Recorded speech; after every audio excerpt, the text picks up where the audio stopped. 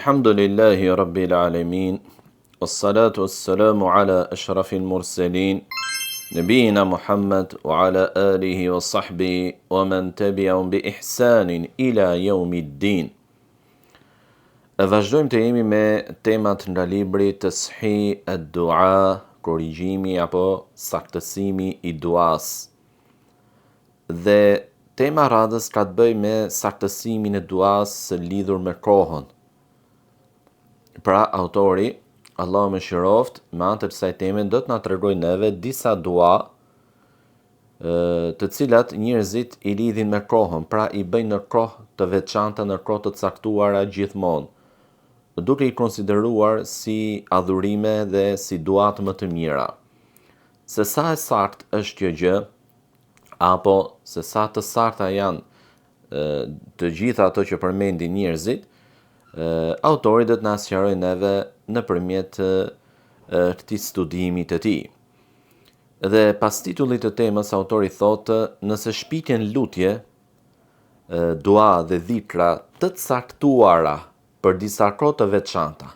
Pra, nëse njerëzit formulojnë një dhikër, tetësin e një dhikri, apo formulojnë tetësin e një duaje, të cilën e thonë gjithmonë të njëjtin tekst, të dhikrit qoftë apo të duas, e thonë gjithmonë në të njëjtat kohë, në të njëjtën orë, apo në të njëjtën ditë të javës, apo në të njëjtën javë të muajit, apo në të njëjtën muaj të vitit e tjerë, atëherë thotë gjë për të cilën nuk ka argument nga feja, kjo konsiderohet padyshim bidat në fe. Kjo konsiderohet padyshim bidat në fe. Pse? Sepse bidati çfarë është? Risit në fe. Adhurime që nuk i ka ligjësuar Allahu i lartësuar, por as edhe i dërguari i tij alayhi salatu wassalam, por janë adhurime të cilat i kanë shpikur dhe i kanë futur njerëzit e ndryshëm më vonë. Kjo çon gjithashtu, thot autori, në përngjasi me pabesimtarët, prej të hebrejve, të krishterëve dhe idhujtarët e tjerë, në madhërimin e disa kohëve të veçanta vjetore apo edhe më pak, si dhe atë që ata shpitin në to, pra në këto kohë, prej lutjeve, duave, enashideve, këngëve fetare, festave, orëve të adhurimit, ditëlindjeve të mëdhenjve të tyre e të tjera të ngjashme me to. Disa muslimanë kanë shpikur gjëra në këtë çështje, dhe disa prej këtyre gjërave janë zhdukur. Disa të tjera vazhdojnë ende të ekzistojnë në disa vende, e disa të tjera i janë shpikur në kohët e fundit.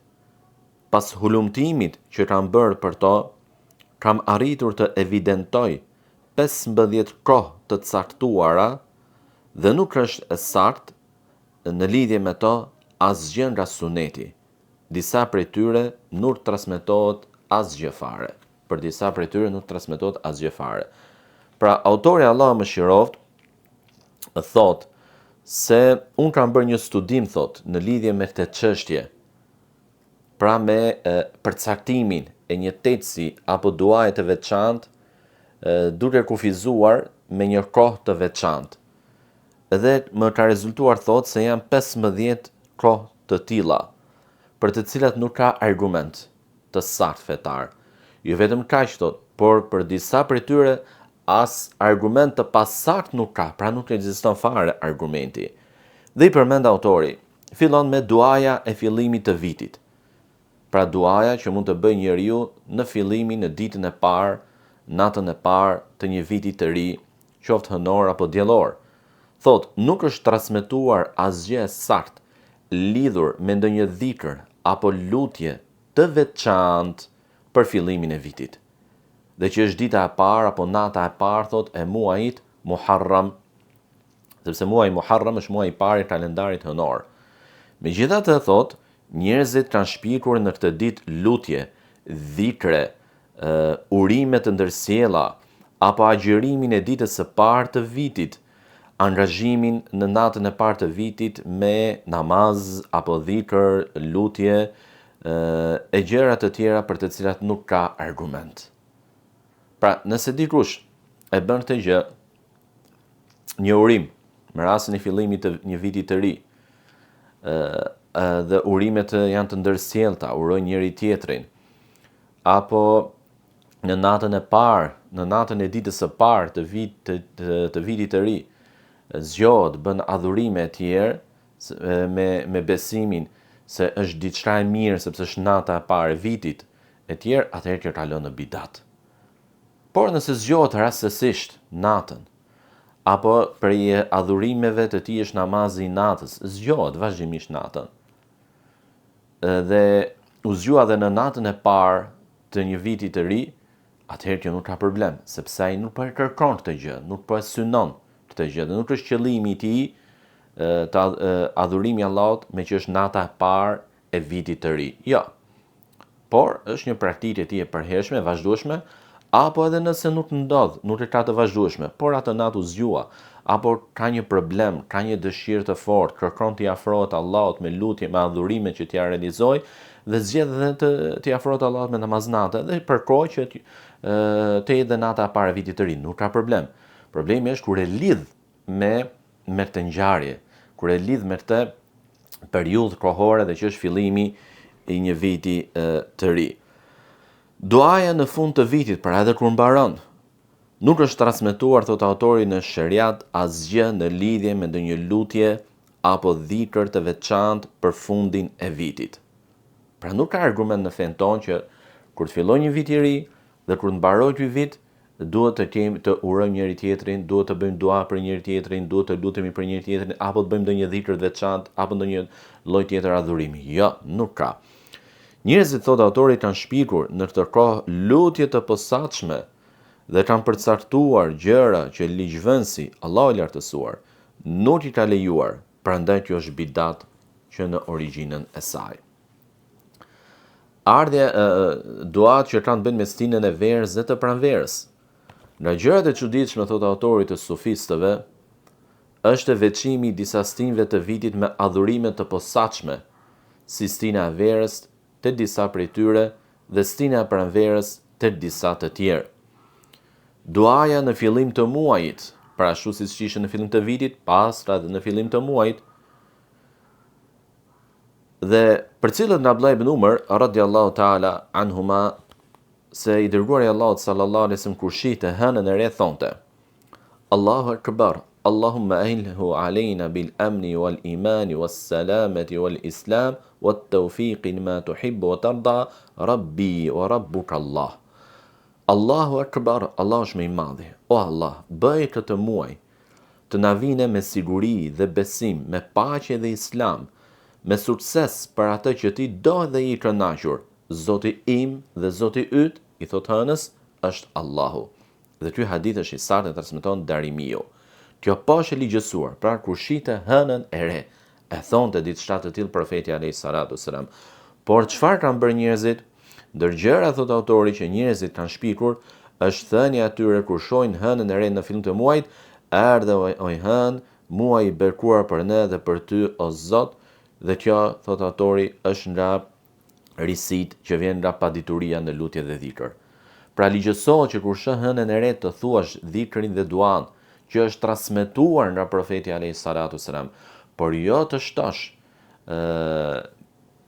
qoftë në këtë dhikr që është i saktë, apo të shtosh dhe të vish me dhikra dua të reja, kjo gjë është bidat. Pse? Sepse ti këtë dhikr dhe këtë dua po e posaçëron, po e përcakton në kohë dhe që është fillimi i çdo muaji. Edhe përdesë një adhurim të papërcaktuar, ti e përcakton në formatin, kohën, mënyrën e tij, patjetër që kërkon argument. Dhe nuk ka argument për të gjë përveç duas nga Ibn Umari që e përcillte nga profeti alayhi salatu wassalam. Dita e Ashuras, dhe kjo është një ditë që Rafidat, Allahu i dhënë atë që meritojnë, e kanë thyrë në ditë zije për vrasjen e Husajnit radhiyallahu ta'ala anhu.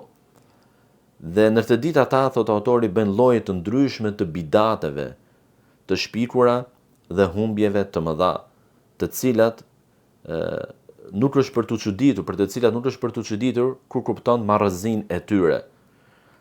Dhe sipas qëndrimit të saktë të dietarëve, nuk ka ndonjë hadith të sartë, për veçimin e kësaj dite apo natën e saj me ndonjë lloj adhurimi të veçantë.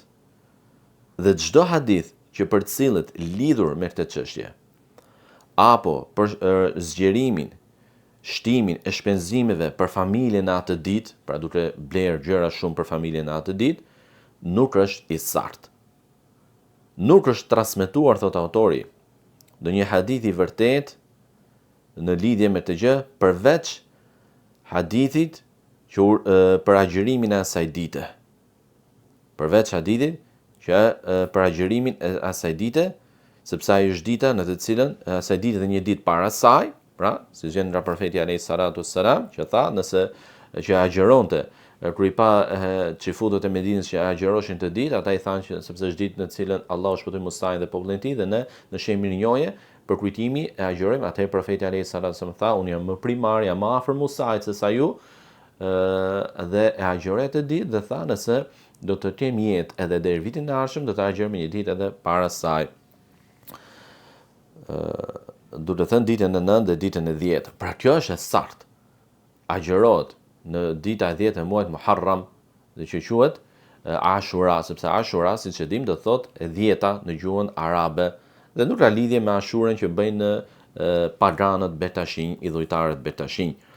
Dhe as me ritet bidatet që bëjnë Rafida, si thot autori në këtë ditë, në shenjë zije për vrasjen e Husajnit radhiyallahu ta'ala anhu, i cili u vra po në këtë ditë, por hadithet e profetit alayhis salatu wassalam flasin vetëm për vlerën e agjërimit në këtë ditë dhe jo ta lidhin atë me ndonjë ngjarje tjetër përveç asaj që është shpëtimi i Musait alayhis salam.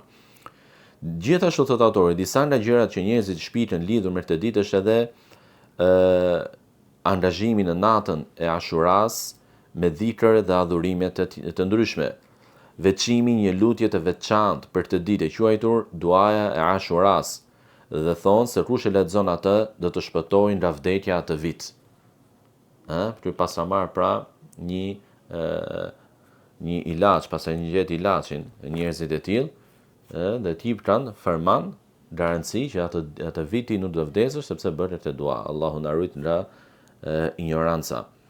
Leximi një sureje ku përmendet Musa alayhis salam në xhami ditën e Ashuras. Pra zgjedh një sure ku përmendet, dhe suret e tilla ka në sura Al-Araf, sura Al-Qasas e të tjera. Taha gjithashtu. Gjithashtu thotë mbledhja, tubimi i njerëzve atë ditë për dhikr dhe lutje, pra mblidhen, tubohen një grup njerëzish dhe bëjnë dhikr dhe lutje. Dhe këtë në të ditë të veçantë. Përdorimi i bukhurit. Bukhur është aromë që del nga tymi, pra djelin diçka, mund të jetë dru apo ndonjë gjë tjetër, dhe tymi që çlirohet nga djelja e kësaj lënde ka aromë të mirë. Dhe përdorin të në ditën e Ashuras dhe konsiderojnë të gjë si një formë që të ruan nga hasedi, nga magjia dhe intrigat. Pra kush e bën diçka të tillë në ditën e Ashura është i mbrojtur. Të gjitha këto praktika, thot autori, së bashku me veçimet dhe shpitjet e tjera për ditën e Ashuras, nuk kanë asnjë bazë në shariat dhe janë bidate. Nuk janë të lejuara dhe nuk janë miratuar nga Allahu i lartësuar dhe i dërguar i tij alayhi salatu wassalam, apo ta kanë bërë besimtarët e ditur të tij ummeti. Një tjetër bidat është e mërkura e fundit e muajit Safar, nga gjërat që njerëzit dhe muaj Safar është nga muajt e kalendarit hënor. Thot autori, Allahu mëshiroft, nga gjërat që njerëzit kanë shpikur për këtë ditë është edhe mbledhja e disa ajeteve kuranore dhe leximi i tyre, përzgjedhja e ajeteve kuranore dhe leximi i tyre, si Salamun ala Nuhin fil alamin, selami qoftë mbi Nuhun në botë, Salamun ala Ibrahim, selami qoftë për Ibrahimin, Salamun ala Musa wa Harun, selami qoftë për Musa dhe Harunin, Salamun ala Ilyasin, selam qoftë për Ilyasinin, dhe wa salamun ala al-mursalin walhamdulillahi rabbil alamin, dhe paqja qoftë për murselinët të dërguarit, dhe falënderimet lavdërimit takojnë Allahut Zotit të botrave. Pastaj çfarë bëni? Lexoni këto ajete, i shkruani në një letër dhe këtë letër e fusni në ujë, dhe ujin e pini me besimin se kështu do të largoheshin të keqijat. Pra Pra bëni një veprim në një kohë të caktuar për të cilën nuk ka argument, cila është e mërkura e fundit e muajit Safar. Prandaj kaloi në bidat diçka të pse, sepse përcaktuan një adhurim, përcaktuan dua në një formë, në një mënyrë, në një kohë për të cilën nuk ka asnjë argument në fe. Dita e lindjes së dikujt për njerëzve të mirë apo prej profetëve. Dhe thot autori, fjala përmbledhse përfundimtare në lidhje me ligjin për ditët e lindjes është festimi i tyre dhe veçimi i tyre me dhikr, lutje, enashide, ilahi që i themi në ndryshe, recitime, namaze, ose ndonjë adhurim tjetër, apo veprime të tjera, që lidhen me këtë ditë, siç është shpallja e një dite si dita e lindjes, me vlut. Qoftë jo për profetin alayhi salatu selam, apo qoftë me vludi i dikujt tjetër prej evlijave që i njohin ata si Rifai, Al-Badawi, Al-Bayyumi, Dasuqi e të tjerë, në që madhërimi në këtë formë i tyre bëhet në jo pak vende islame, apo dhe të dietarëve të tjerë, nuk ka bazë në shariat dhe është bidat. Nuk ka bazë në shariat dhe është bidat. Thonë, mblidhemi për mevlud, qoftë me vludi i profetit alayhi salatu selam apo i dikujt tjetër, dhe bëjnë të adhurime të veçanta, dua, dhikr, apo këndojnë enashide, apo recitojnë poezi e tjerë, me rastin e kësaj dite, kjo është bidat. Kjo është bidat. Pse? Sepse po veçojnë vepra të mira në një kohë të caktuar, dhe për të caktim të kësaj kohe nuk ka argument në fe. Dhe duke qenë se nuk ka argument në fe, atëherë padyshim që është bidat, sepse ky është edhe përkufizimi i bidatit. Apo disa të tjerë thotë në ditën e lindjes në formatin e një feste thotë ndezin 30 qirinj dhe kjo është 30 vjet. Dhe kjo praktikë festimit të ditëlindjes së profetit sallallahu alaihi wasallam thot u fillua nga njerëzit e dinastisë al-Ubaydiyun në vitin 362 të Hijrit dhe gradualisht u shpirtën shumë festa pra në dinastinë Ubaydiyune që udhëhoqi Egjiptin në vitet 300-400 përveç me vludit u shpirtën edhe plot me vlude të tjera. Dhe kjo praktikë u përhap edhe te disa nga popujt e tjerë duke sjellë konflikte dhe akuza ndaj atyre që kundërshtonin bidatin. Pra ata të cilët i shpirtën, i përkrahën dhe i festonin këto bidate, i bën të bidate, ju kundërvun, i akuzuan, i persekutuan, i dëmtuan ata të cilët e kundërshtonin bidatin dhe donin ta ruanin fen të pastër. Duke i akuzuar si njerëz që nuk e duan profetin alayhi salatu selam. Ç'u thon? Nëse ti flet kundra me vludit, duke u përpjekur të argumentosh pasaktësinë e tij e tjerë, ndër akuzat që do të hedhin ty është se ti nuk e do profetin alayhi salatu selam dhe ata që e bën me vludin vetëm ata e dashran profetin alayhi salatu selam. Dhe thotë unë kam trajtuar të temë thotë të festave dhe shpitjeve në një libër të veçantë me titull Festa Jubileut Bidat në Islam dhe Allahu di më së miri.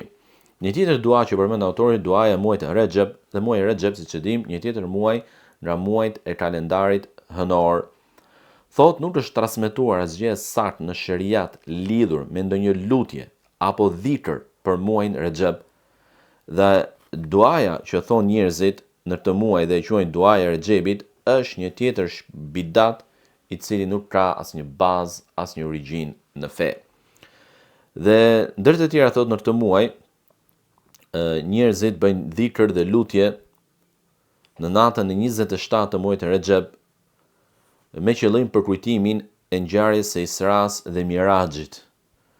Por duhet të dim thotë autori se përcaktimi i kësaj ndodhie në këtë datë, nata 27 e muajit Rexhep, është nga mendimet më të dobta dhe nuk ka bazë të fortë. Pra dietarët kanë dhënë mendime të ndryshme se kur është. Dhe ata kanë marrë mendimin më të pasakt, më të dobët. Në të muaj gjithashtu, ndër bidatet që veprojnë është leximi i tregimit të Isras dhe Mirajit, po në natën 27 të muajit Rexhep. Gjithashtu thotë, janë shpikur disa namaze bidate në këtë muaj, si namazi 1000 rekateve në ditën e parë të muajit. Namazi 1000 rekateve në ditën e parë të muajit.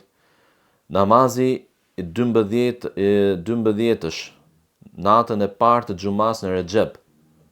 Pra natën e xumas së parë, në natën e xumas së parë ata falin një namaz 12 rekatësh. Namazi Regaib, apo siç e quajnë ndoshta edhe nata e mirë, dhe që është në xuman e parë, pra është 12 rekatësh që përmendëm më parë, dhe që falet midis akşamit dhe yatsis. Dhe nuk ka argument për të gjë. Nuk ka asnjë argument, as nga profeti alayhis salam dhe as nga selefët e mirë. Në festën e dy bajrameve, festimi i dy bajrameve është i ligjësuar, por ka disa njerëz që në netët e këtyre dy festave bëjnë dhikr dhe lutje dhe namaz të veçantë, e veçojnë. Pra ngrihen, falen, luten, bëjnë dhikr me që është natë bajrami. Jo, ti mund të falesh natën, mund të bësh dhikr, dua, lexim Kurani e tjerë. Jo se është natë bajrami, por se është kohë nga kohët e Allahut azza wa jall. Në momentin që këto adhurime ti i lidh, i përcakton dhe bën si shkak për bërjen e tyre natën e bajramit, atëherë që kërkon argument, dhe argument nuk ka dhe quhet bidat. Dita e 8 e muajit Shawal, nga gjërat që njerëzit kanë shpikur, thot autori, është se në ditën e 8 të muajit Shawal ata bëjnë një fest pas përfundimit të agjërimit të plotë të Ramazanit dhe 6 ditëve të Shawalit. Dhe kjo gjë thot është bidat. E para sepse kanë shpikur një fest. E dyta thot sepse e kanë veçuar atë ditë me dhikr dhe dua dhe nuk ka argument nga feja jonë e pastër që në atë ditë apo që atë ditë duhet ta veçosh me dhikr dhe dua ndryshe nga ditët e tjera. Dita e Arafatit, në qytete të ndryshme njerëzit kanë shpikur thotë dhikra të veçantë apo lexojnë Kur'an, disa të tjerë shkojnë tek Sakhra, tek shtrëmbi në Beitul Maqdis në Quds për të kryer këtë lloj dhikrash të veçantë në atë vend. Ndërsa disa të tjerë thonë shkojnë tek varri dikujt që e nderojnë. Pra shkojnë në ditën e Arafatit tek varri dikujt që e nderojnë për t'i bërë nderime. Apo siç kanë zakon njerëzit tek ne në Shqipëri, që në natën e Kadrit, para ata shkojnë ditën, normalisht shkojnë në Varreza. Ndërkohë që nata e Kadrit është nata më e mirë, padyshim, khairun min alfi shahr, më e mirë se 1000 muaj. Dhe Allah na tregoi pse mori këtë vlerë, sepse zbriti Kur'ani, filloi zbritja e Kur'anit. Dhe nuk është një natë entras për të shkuar për të vizituar të vdekurit. Veçimi i vizitës së të vdekurve dhe lidhja e kësaj vizite me natën e Kadrit është bidat.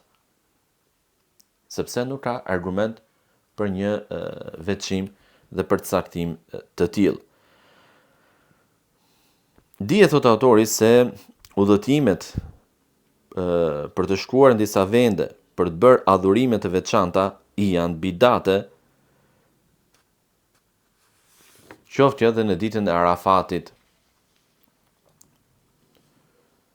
Dhe dije thot se njerëzit të cilët edhe pse nuk janë në haxh, pra janë në fshatra qytetet e tyre, arrin të shoqërojnë haxhin në dy gjëra, në dhikr dhe në kurban.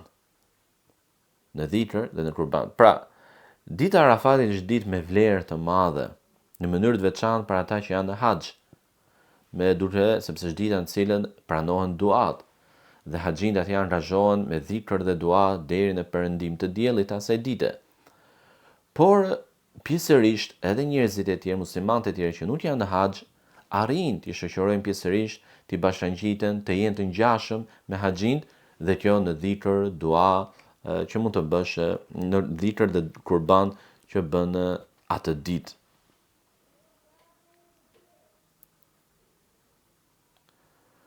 Për të arsye, thot autori, El-Hafidh ibn Rajab, Allahu mëshiroft, ka thënë: dietarët kanë mendime të ndryshme në lidhje me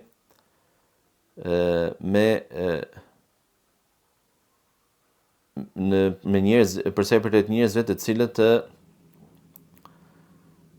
bëjnë disa gjëra natën e Arafatit. Imam Ahmedi nuk e praktikonte atë, por as nuk e kritikonte atë që e bënte diçka të tillë.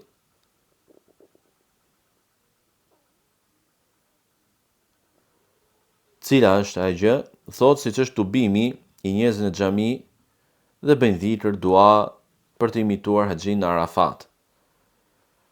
Sepse është përcjellë nga Ibn Abbas, sot autori, dhe Imam Ahmedi pra nuk e bën diçka të tillë, sepse profeti sallallahu alaihi wasallam dhe sahabët kur nuk ishin në haxh nuk bënin diçka të tillë. Nuk bën diçka të tillë. Prandaj disa dietarë konsiderojnë bidat atë që bëjnë disa njerëz që nuk janë në haxh, mblidhen në xhami dhe për të përngjasuar me haxhin të atë ditë të madhe, bëjnë dhikr dhe dua. Por dietarët e konsiderojnë bidat sepse nuk e ka bërë diçka të tillë profeti alayhis salam dhe as sahabët e tij kur pjesa tjetër ishin në haxh. Dita e njëjtë nuk ka asnjë dhikr apo lutje të veçantë që i përket kësaj dite. Megjithatë, thot autori, njerëzit kanë shpikur gjëra në këtë ditë, si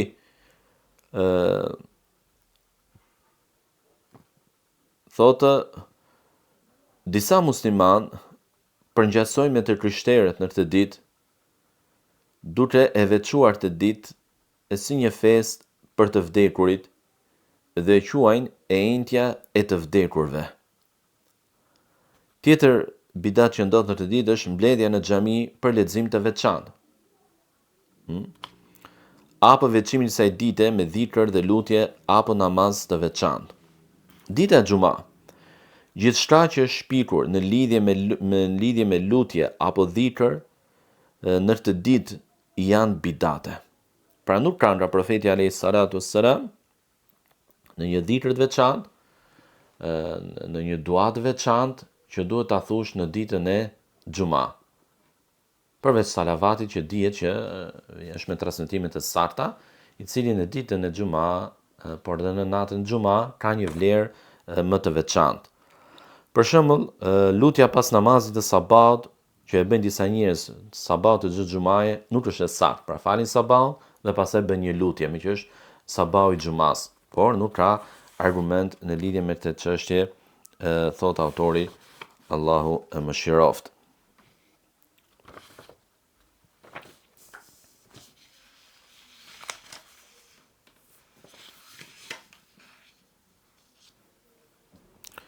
Kjo pra, është edhe bidati apo gabimi 15 që përmend autori, i cili në fillim të temës tha se kanë bërë një studim dhe më rezultojnë 15 gabime të tilla të përhapura midis muslimanëve, të cilat na i përmendin ne, duhet na dhënë edhe gjykimin e secilës prej tyre. Lutim Allahun e lartësuar që t'ia shpërblejë autorit për të sqarime të bukura, të nevojshme, të qarta fetare, dhe lutim Allahun që na lehtësojë dhe në kuptimin sa më drejt dhe shpjegimin sa më saktë të tyre. O subhanakallahumma bihamdik, ashhadu an la ilaha illa anta astaghfiruka wa atubu ilayk.